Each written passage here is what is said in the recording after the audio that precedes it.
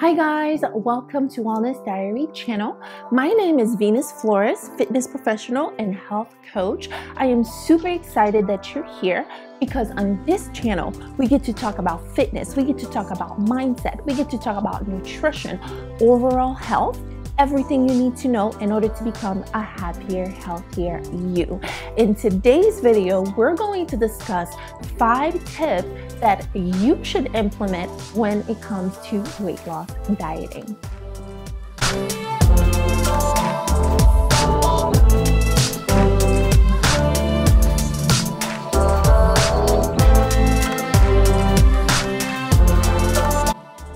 All right, guys, so let's talk about weight loss dieting in those 5 tips that I have utilized in the past in order to get the result that I am looking for. And they're very simple because sometimes we forget the simple steps when it comes to dieting. With that said, our tip number 1 is drink plenty of water, right? It sounds very simple, right? Well, water is very essential when it comes to weight loss dieting because it reduces snacking and craving. Therefore, by taking in a lot of water, especially your recommended amount of water on the daily, it's going to reduce the amount of calories that you take in under daily. Therefore, which will lead you to the weight loss, right? Now, how much water should you drink every day will depend on how much do you weigh, right? A great rule of thumb is to drink at least half of your body weight in ounces on the daily. So, for example, if you're someone who weighs 100 pounds, so you would be drinking 50 ounces of water on the daily at a minimum, right? So again, it's important to stay hydrated so that we can minimize those craving and find our way on our weight loss journey. So let's go to our tip number 2, and that is to lower your carbs intake. Now, it is very important, I must say, that carbs is not the enemy when it comes to dieting. The enemy is sugar. Sugar is the major enemy. Now, a typical American diet these days is loaded with sugar. So, and again, by taking in sugar excessively, you're going to start storing it as fat, and therefore it's going to lead to weight gain instead of weight loss. We want weight loss. So that is very important that we keep our sugar under control. Now, the body's preferred source of fuel is carbohydrate. So it is important to understand by lowering your carbs intake, now you're going to push the body to utilize those fat, those stored fat for fuel, especially if you have those little stubborn fat areas that you want to get rid of. So by lowering your carbs intake, you're going to push the body to go to the second source of fuel when you're working out, which is fat. So therefore, you're going to be burning a lot more fat. You're going to be tapping in to those little stubborn areas, and you're going to promote the body to become more efficient at burning fat rather than storing it. So it is very important to lower our carb intake, take in especially sugar, and keep our carbs under control. And a great plus when you lower your carbs intake, it's going to lower your insulin level. Therefore, it's going to decrease your chance of, getting diabetes or any other heart-related diseases.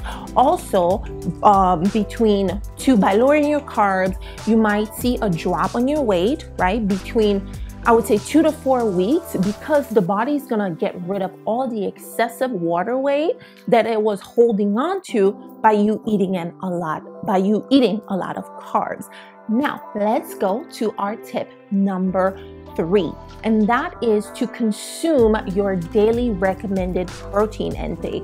It is very important that you do that because protein plays a big part when it comes to a healthy diet. Now, it's also important to understand that you don't necessarily want to take in a lot of protein excessively, right? Because that can lead to health problems. So we don't want that. So we want to increase the protein, but in a recommended range, not overdoing it, because there is a process in the body called gluconeogenesis. So what it does is when you take in too much protein, now the body starts converting it into glucose, and therefore, guess what? You start storing again. So we don't want that adverse effect. We want you to move forward and get the result that you are looking for. So another thing that it is important when it comes to taking in your protein is knowing how much protein you should be taking in on a daily. Now, that's going to depend on your gender, your age, any health precondition that you may have. So those plays, and also your weight, those plays major roles when it comes to protein intake. Now, a great rule of thumb is if you're someone who's not active, right, your recommended amount is 0.8 gram per kilogram of body weight that you should be taking in daily. And if you're someone who is active, for example, you work out on a regular for an hour or more, now the recommended amount is 1.2 to 1.7 gram per kilogram of body weight. So again, it is important to take in the amount of protein because protein promotes great lean muscle health, right? Great muscle recovery. So we want to make sure that we keep that on lock. Now, let's go to our tip number 4. Eat your fat, right? Now, it would be very difficult to cut down your fat and cut down your carbs at the same time. It would make sticking to this diet very difficult, and you might end up getting frustrated and give up overall. So we don't want that. So it is important that you eat your fat. Don't be afraid of fat, right? Don't listen to say, hey, if you're going on a weight loss, you don't eat fat. No, eat your fat, okay? Because fat, especially when I say fat, I want to make sure that, again, you're taking in your good fats, because the thing is, having cut back on carbs, you want to make sure that you're taking in the daily amount of calories that you should be taking in. That way, you're not starving your body, right? We don't want that. So make sure that you're taking in your fats. Now, a great thing when you take in some good fats, guess what? Good fat promote the lowering of your bad cholesterol, which is your LDL, and also promote the increase of your good cholesterol, which is your HDL. So it is very important to make sure that we're taking in some good fats.